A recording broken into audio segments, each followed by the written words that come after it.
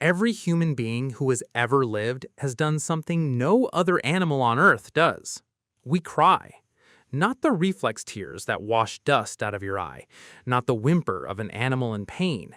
Something else entirely. Water welling up in your eyes because of a feeling, not a threat. Elephants don't do this. Dogs don't do this. Not even chimpanzees, our closest living relative, do this. In the entire animal kingdom, emotional tears belong to exactly one species. So the question is simple.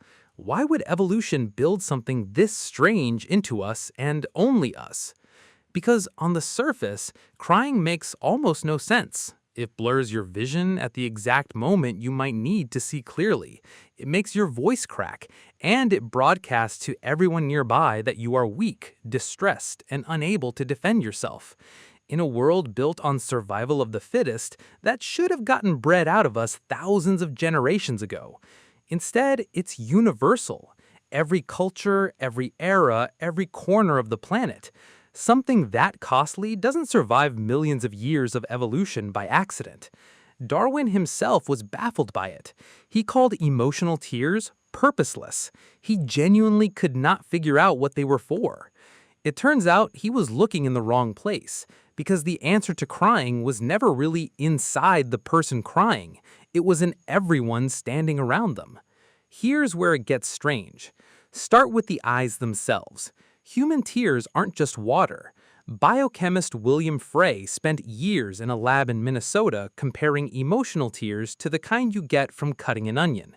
He found the emotional ones carried something extra, a noticeably higher concentration of protein, along with stress hormones like ACTH and a natural painkiller called leucine and enkephalin, the same family of chemical your body releases to dull pain.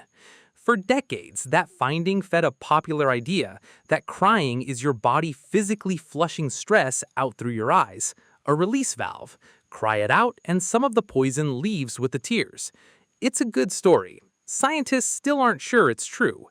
Other researchers have tried to replicate Frey's exact numbers and haven't fully succeeded, so the chemistry is real, but whether it's detox, nobody can prove.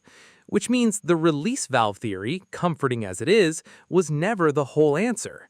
Something else had to explain why tears specifically evolved to be seen. So look at what crying actually does once it leaves your body. It blurs your vision, it softens your face, it makes you unmistakably harmless. Researchers studying the visual effect of tears have found that a crying face reads to other people as less aggressive and less threatening than the exact same face without tears. Cover the same expression up to just the eyes, hide the tears, and people rate the person as more capable, more composed. Uncover the tears and the whole read on them changes instantly.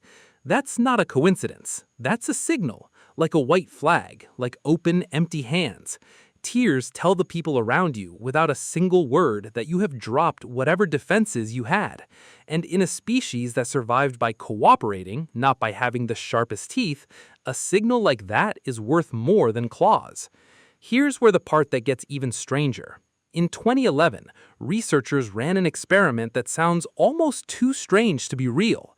They collected actual emotional tears from women who cried at a sad film, and they collected a separate, chemically similar saline solution as a control. Then they had men sniff one or the other, with no idea which. No visible tears, no sad story, just an odorless sample near their upper lip. The men who sniffed the real tears showed measurably lower testosterone and lower self-reported arousal afterward. Their brain scans showed reduced activity in regions tied to sexual arousal. Something in human tears was quietly talking to another person's biology, with no image, no sound, and no conscious awareness that anything had been smelled at all. Darwin thought crying was purposeless because he was only looking at the person crying. He never considered that the real function might be happening inside everyone else.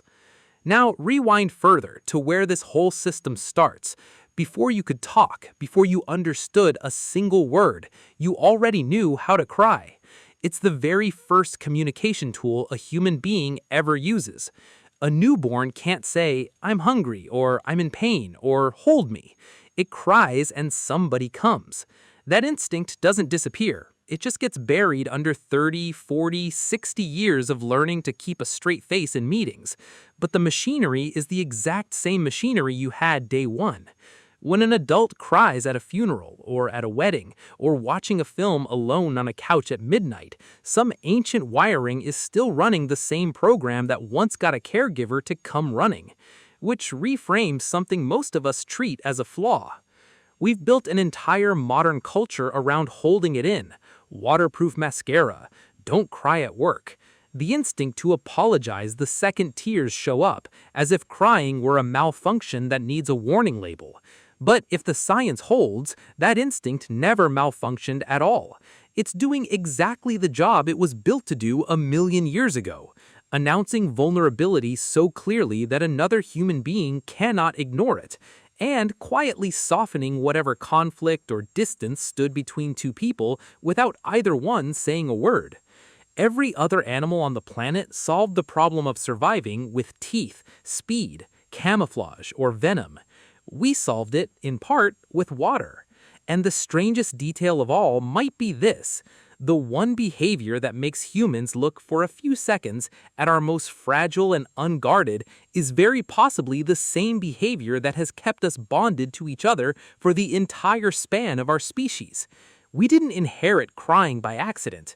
We inherited it because somewhere, a very long time ago, it worked.